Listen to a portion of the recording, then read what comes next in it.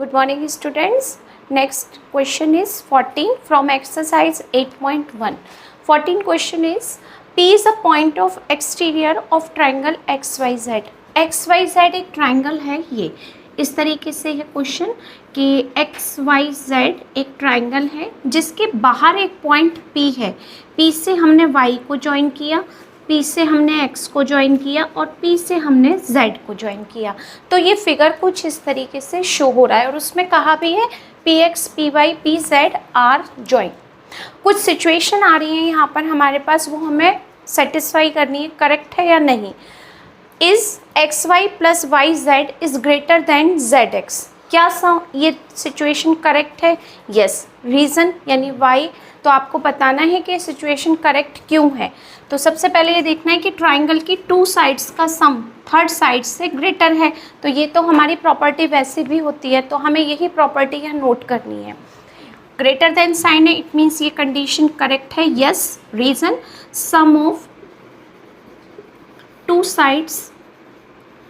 Sides of a triangle is greater than third side. Okay, बिल्कुल same situation हमें second में check करनी है. Sum of two side PX plus P Y is greater than third side XY. यानी sum of two side is greater than third side. ये भी correct है situation. Yes. क्या रीज़न है? बिल्कुल सेम यही रीज़न लिखना है हमें कि sum of two sides of a triangle is greater than third side.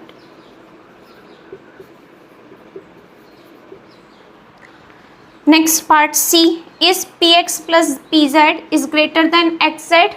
PX plus PZ is greater than XZ. फिर से सेम सिचुएशन कि sum of two side is greater than third side. Correct. Yes. Same reason आप लिख सकते हैं यहाँ पर. Sum of two sides is greater than sum of two sides of a triangle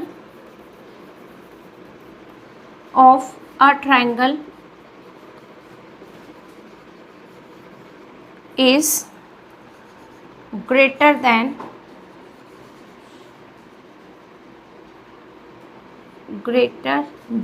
third side.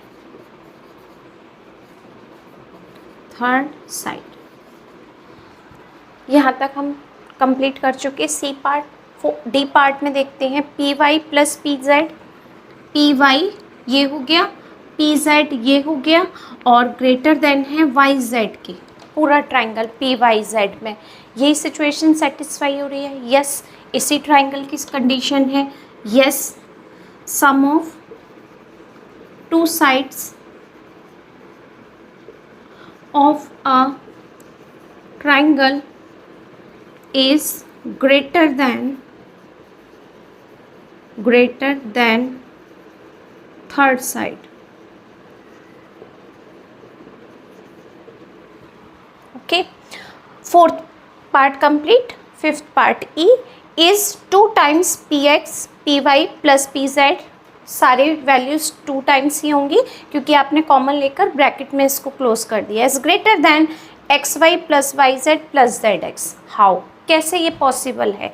तो देखिए, ये पॉसिबल हम करते हैं कुछ इस तरीके से कि जो आपके पास ये सिचुएशन है किस में, B में, B PX PY है, C PX PZ है और D PY PZ है. इन सबको हम ऐड करते हैं. ठीक है. एडिंग पार्ट लिख दे रही हूँ क्योंकि लिखा हुआ है उसमें पहले से ही ABCD. Adding part B, C और D. हम इन सबको ऐड करेंगे. राइट साइड से राइट साइड को ऐड करेंगे और लेफ्ट साइड से लेफ्ट साइड से ऐड करेंगे. यहाँ पर PX प्लस PY है, PX प्लस PY इसके लेफ्ट साइड में P X plus P Z है, P X plus P Z है प्लस, और डी पार्ट में P Y plus P Z है, P Y plus P Z है। Greater than का साइन है, 3 कंडीशन में ग्रेटर देन है, ग्रेटर देन यूज़ किया। राइट साइड में एक्स वाई है, एक्स जेड है और वाई जेड है, एक्स वाई है, वाई जेड है और यहाँ पर जेड एक्स है। ठीक है, हमने सबको ऐड कर दिया।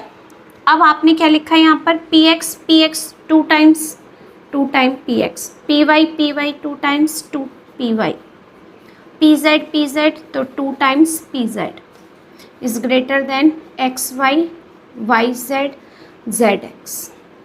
2 कॉमन लिया हमने, 2 को कॉमन लिया तो क्या आ गया, P X P Y plus P Z is greater than X Y Z plus Z X. हो गया प्रूफ। इस तरीके से ये वाली कंडीशन आप इसको ला सकते हैं। Okay, next question is 15। The angles of a triangles are in the ratio 2:3:4। Angles को रेशो में दिया हुआ है।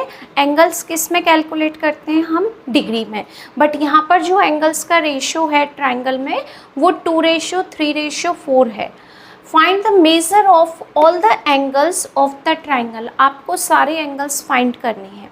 ठीक है, तो जब भी कभी हमें किसी भी ट्राइंगल में कोई भी वैल्यू या कहीं पर भी हमें कोई भी वैल्यू रेशो में दी हुई होती है, इसका मतलब होता है वो नंबर किसी नंबर से हमने कैंसिल करके उसको हमने इस फॉर्म में नोट किया है, 2 में 3 में और 4 में, यानी किसी लोएस्ट टर्म में हमने कन्वर्ट कर दिया, किसी नंबर से कट करके इनको लोएस्ट टर्म में। तो वो नंबर क्या था जिससे हमने इन सबको कैंसिल करके 2:3:4 में लेकर आए, वो नंबर हम पुट करते हैं x। तो हम जब भी रेशो का क्वेश्चन अटैम्प्ट करते हैं हम एक वेरिएबल का यूज़ करते हैं x का। तो यहाँ पर हम लिख सकते हैं angles of a triangles are, angles of a triangle are, अब हम रेशो में यूज़ नहीं करेंगे, अब हम इसमें एक वेरिएबल का यूज़ करते हैं। ओके, तो वो एंगल्स क्या हो जाएंगे, 2x, 3x, 4x। ये x की वैल्यू हमें कैलकुलेट करनी है क्योंकि वही नंबर है ये जिससे हमने इसको लोएस्ट टर्म में कन्वर्ट किया था। ठीक है, तो हमने इसको ये लिख दिया। वी नो दैट ट्राइंगल के 3 एंगल का सम क्या होता है, 180 डिग्री। तो ये आपके ट्राइंगल के 3 एंगल्स हैं, इनका सम कितना हो जाएगा, 180 degree. 2x plus 3x plus 4x equal to 180 degree. ये हमें पता है ना कि ट्राइंगल के 3 एंगल का सम 180 होता है। क्या रीज़न लिखेंगे हम यहाँ पर, angle sum property, angle sum property. Okay, use plus करो, 5 + 4 9 x equal to 180 degree. Okay, x is equal to 180 degree upon 9, divide किया तो क्या आ गया, 20 डिग्री। अब ये सारी वैल्यूज़ आप इसमें पुट कर सकते हैं, तो जितने भी ट्राइंगल के एंगल थे वो आपको कैलकुलेट हो जाएंगे। तो आपके पास यहाँ पर क्या नोट कर सकते हो, एंगल्स इक्वल टू, पहला एंगल क्या था 2x, यानी आपने लिखा 2 × 20 degree is equal to 40 degree. Second angle था हमारे पास में 3x, तो हमने लिखा 3 × 20 is equal to 60 degree. Third angle था 4x, तो हमने लिखा x के प्लेस पर 20 degree is equal to 80 degree. अब आप इन सबको प्लस करके देखो 180 आता है कि नहीं। 40 और 60 100, 100 + 80 180। इसका मतलब हमने जो कैलकुलेशन की है बिल्कुल करेक्ट की है। ओके, क्लियर है। Next question 16। AT, EM and PI are the medians of triangle APE। देखिए मीडियंस क्या होता है, मीडियन हम कैसे देखते हैं, जैसे कोई भी ट्राइंगल है ये आपके पास में ABC, हमने A क्या लिखा है यहाँ पर T, AT एक मीडियन लिया, AT एक मीडियन है। मीडियन का मतलब होता है कि जब हम ट्राइंगल पर कभी भी मीडियन ड्रॉ करते हैं तो वो बेस को 2 इक्वल पार्ट में डिवाइड करता है। यानी अगर आपके पास ये बेस उसने दिया होगा BC, इसमें हाँ आपको ट्राइंगल PE, आपको P ये पॉइंट है P, इंटरसेक्ट पॉइंट, AT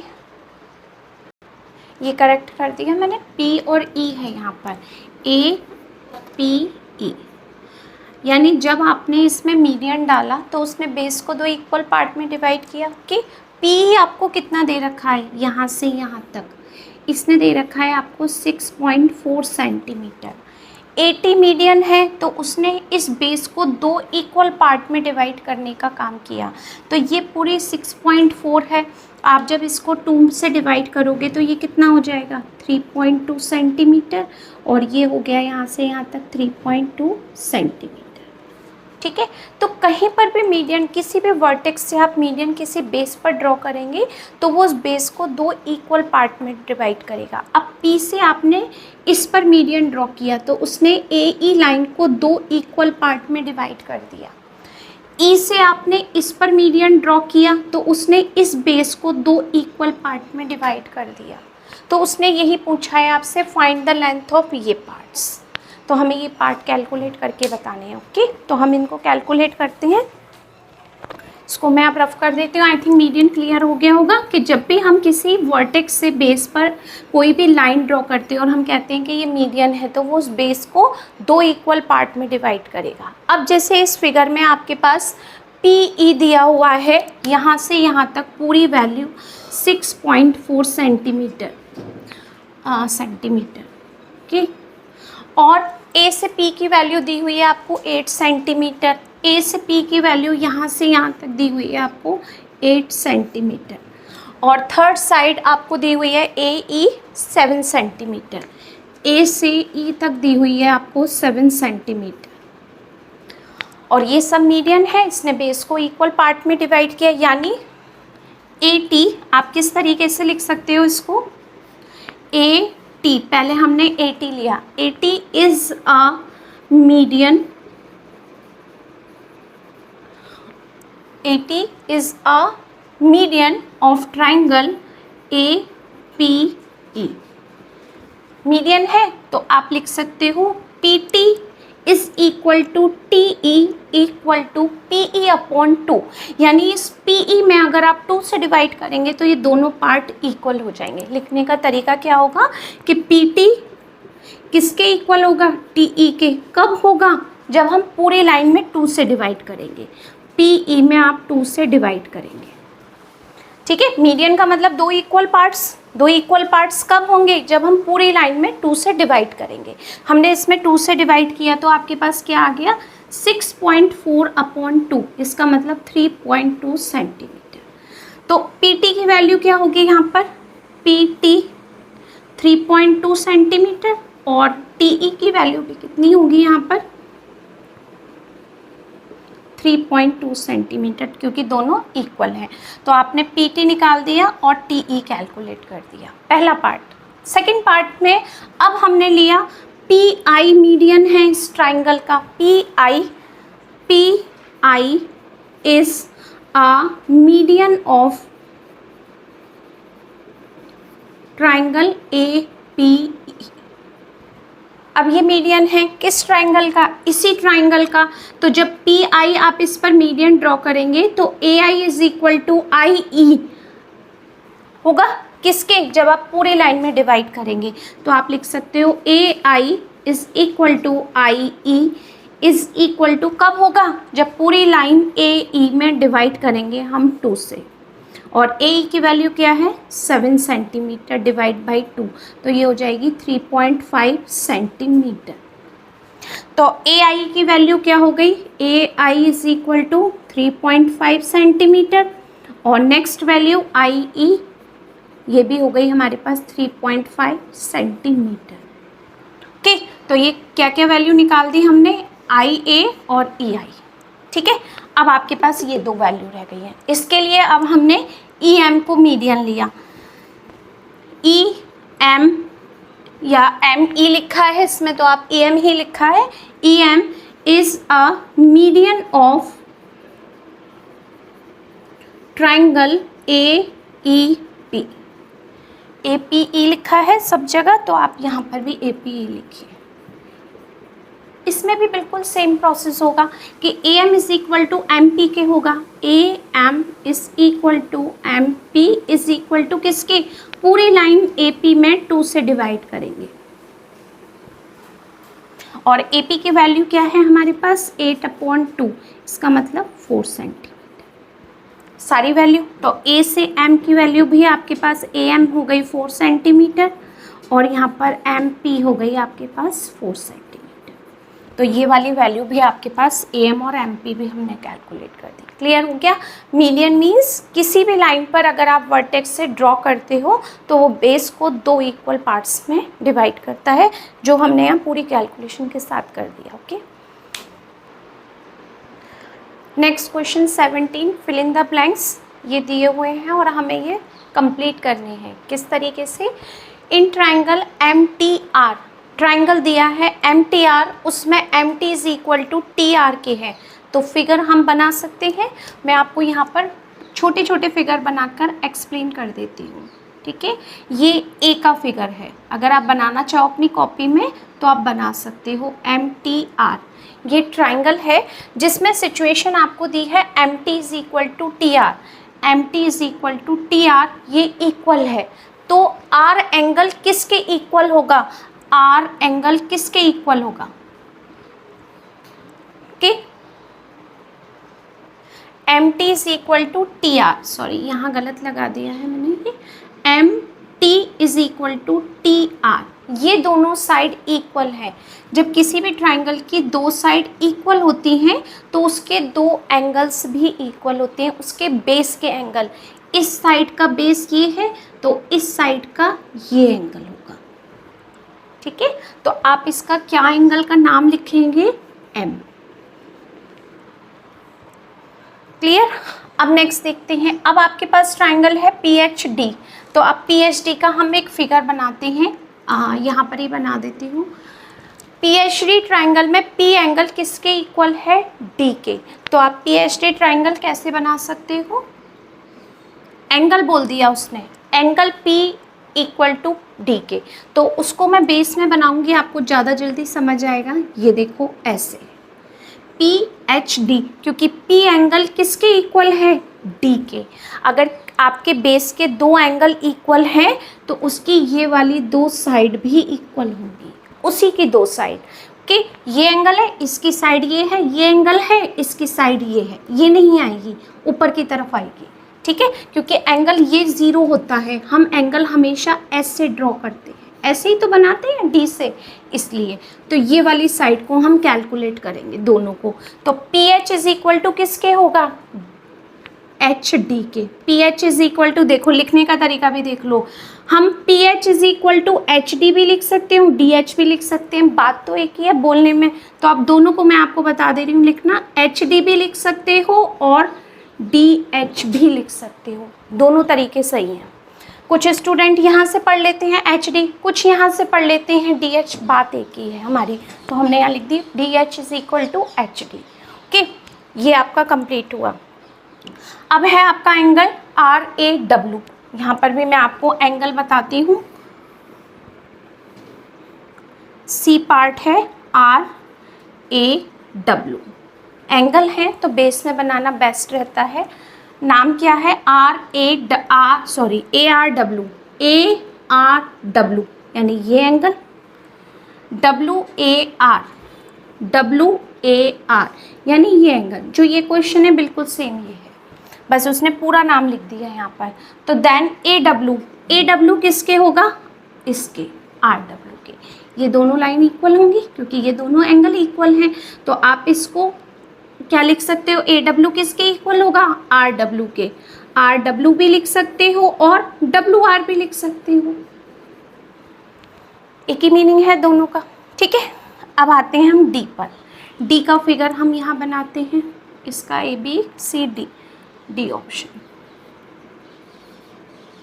क्या नाम है ट्रायंगल का? TEA, T. ये ट्रायंगल बनाना है, हमने बनाया ट्रायंगल TEA, बना दिया। क्या क्या दिया है इसमें? साइड के बारे में बात कर रहा है। ET is equal to AT, ET is equal to AT। तो आपका एंगल A, ये वाला एंगल किसके इक्वल होगा? इसी के तो इक्वल होगा, क्योंकि ये साइड इसके इक्वल है तो ये वाला एंगल इसके इक्वल होगा। तो angle A is equal to किसके हो जाएगा? एंगल E के। करेक्ट। अब आते हैं हम E पार्ट पर, इसका फिगर बनाते हैं। विन साइड आ रही है, साइड में तो आप कहीं पर भी नाम लिख सकते हो, पर हमने यहाँ से लिखा WIN, विन। ठीक है, IW ये वाली साइड NI के इक्वल है, NI के इक्वल है इसके। ठीक है, तो आपसे उसने पूछा है ये वाला एंगल W किसके इक्वल होगा? ये वाला WN N के इक्वल होगा, क्योंकि ये वाली साइड है और ये वाली साइड है, ये कहाँ पर आकर आ रही है? N पर, तो इसके इक्वल होगा। इसके इक्वल मत बनाना, ठीक है। तो यहाँ पर आप क्या लिखोगे? WN के इक्वल। ओके, ये कंप्लीट हो गए आपके फिल इन द ब्लैंक्स। और अगर आप ये भी बनाना चाहते हो फिगर साथ में तो बेस्ट रहेगा। क्यों? क्योंकि जब भी आप क्वेश्चन ये करेंगे फिल इन द ब्लैंक्स तो फिगर साइड में होंगे तो आप इजीली इसको समझ सकते हो। Okay, next question 18, two sides of an isosceles triangle are 4 centimetre and 9 centimetre respectively, which of the following will be the measure of third side. हमारे पास ये ऑप्शंस गिवन हैं और हमें थर्ड साइड पता करनी है। कैसे फाइंड करेंगे? ठीक है, आइसोसेलेस ट्राइंगल का मतलब होता है कोई भी दो साइड सेम होती हैं हमारे पास। तो इसमें दो ऑप्शन तो हमारे रॉन्ग हो गए। कैसे? B ऑप्शन रॉन्ग हो गया और D ऑप्शन, क्योंकि ये सेम नहीं है। आपके पास ट्राइंगल है आइसोसेलेस ट्राइंगल, आपके पास दो साइड दी हुई हैं, उसने 4 सेंटीमीटर और 9 सेंटीमीटर।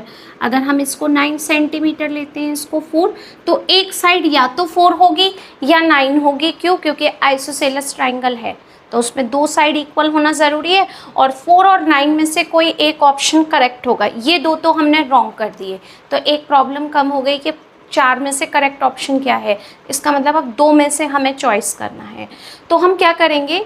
चेक करते हैं कि करेक्ट ऑप्शन क्या होगा। तो हमारी प्रॉपर्टी है कि sum of two sides is greater than third side.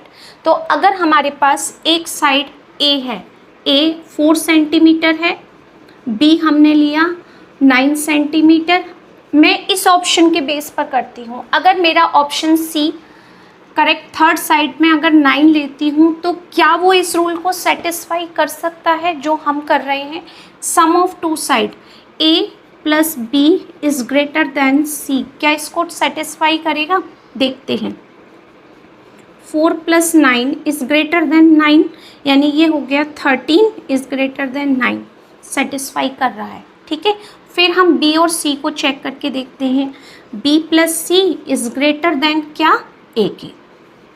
B और C को चेक प्लस करो, 9 प्लस 9 इज़ ग्रेटर देन 4 और ये हो जाएगा आपके पास 18 इज़ ग्रेटर देन 4।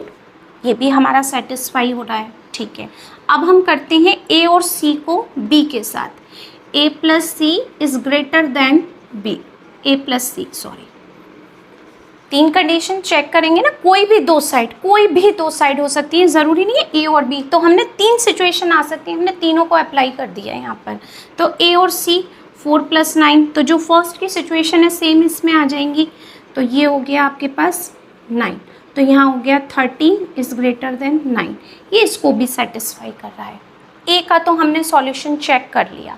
अब मैं D का भी आपको चेक करके बताती हूँ, क्या D करेक्ट हो सकता है? इसको भी हम चेक कर सकते हैं। ठीक है, ये हो गया for A is equal to इसके 9 सेंटीमीटर के लिए हमने ये सॉल्यूशन इसके लिए चेक करके देखा। ओके, अब हम इसके लिए चेक करते हैं फॉर 4 सेंटीमीटर। ठीक है, तो 4 सेंटीमीटर के लिए A की वैल्यू तो हमें पता ही है, 4 ली थी हमने 4 सेंटीमीटर। B हमारे पास 9 था पहले से ही। थर्ड साइड को हम फाइंड कर रहे हैं, तो थर्ड साइड कोई भी हो सकती है, तो हमने C को लिया 4 सेंटीमीटर। करेक्ट।